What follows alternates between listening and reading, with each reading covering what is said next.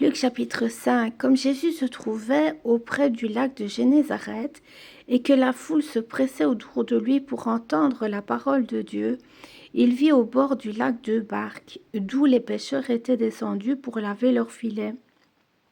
Il monta dans l'une de ces barques, qui était à Simon, et il le pria de s'éloigner un peu de terre. Puis il s'assit, et de la barque il enseignait la foule. Lorsqu'il eut cessé de parler, il dit à Simon, « Avance en pleine eau et jetez vos filets pour pêcher. » Simon lui répondit, « Maître, nous avons travaillé toute la nuit sans rien prendre, mais sur ta parole je jetterai le filet. » L'ayant jeté, ils prirent une grande quantité de poissons, et leurs filets se rompaient. Ils firent signe à leurs compagnons qui étaient dans l'autre barque de venir les aider. Ils vinrent et ils remplirent les deux barques au point qu'elles s'enfonçaient. Quand il vit cela, Simon-Pierre tomba à genoux de Jésus et dit, « Seigneur, retire-toi de moi, parce que je suis un homme pécheur. » Car l'épouvante l'avait saisi, lui et tous ceux qui étaient avec lui, à cause de la pêche qu'ils avaient faite. Il en était de même de Jacques et de Jean, fils de Zébédée, les associés de Simon. Alors Jésus dit à Simon, « Ne crains point, désormais tu seras pêcheur d'hommes. » Ayant ramené les barques à terre, ils laissèrent tout et le suivirent. Jésus était dans une des villes, et voici un homme couvert de lèpre, l'ayant vu, tomba sur sa face et lui fit cette prière. « Seigneur, si tu le veux, tu peux me rendre pur. » Jésus étendit la main, le toucha et dit, « Je le veux, sois pur. » Aussitôt la lèpre le quitta. Puis il lui ordonna de n'en parler à personne. Mais dit-il, va te montrer au sacrificateur et offre pour ta purification ce que Moïse a prescrit afin que cela leur serve de témoignage. Sa renommée se répandait de plus en plus et les gens venaient en foule pour entendre et pour être guéris de leur maladie. Et lui, il se retirait dans les déserts et priait. Un jour, Jésus enseignait et des pharisiens et des docteurs de la loi étaient là, assis, venus de tous les villages et de la Galilée, de la Judée et de Jérusalem. Et la puissance du Seigneur se manifestait par des guérisons. Et voici des gens portant sur un lit un homme qui était paralytique, cherchaient à le faire entrer et à le placer sous ses regards. Comme ils ne savaient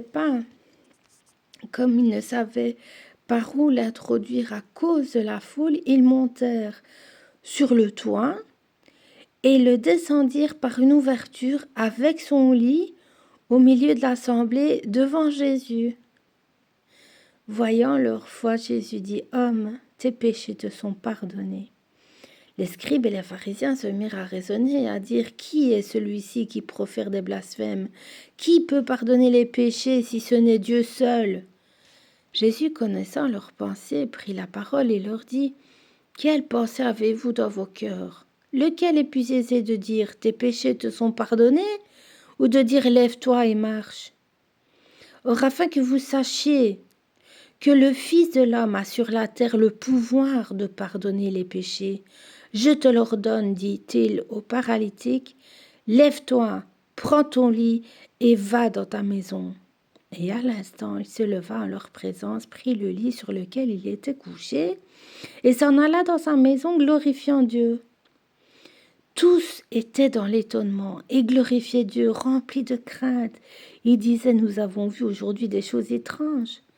Après cela, Jésus sortit et il vit un publicain nommé Lévi, assis au lieu des péages. Il lui dit, « Suis-moi. » Et laissant tout, il se leva et le suivit. Lévi lui donna un grand festin dans sa maison et beaucoup de publicains et d'autres personnes étaient à table avec eux. Les pharisiens et les scribes murmurèrent et dirent à ses disciples, « Pourquoi mangez-vous et buvez-vous avec les publicains, les gens de mauvaise vie ?»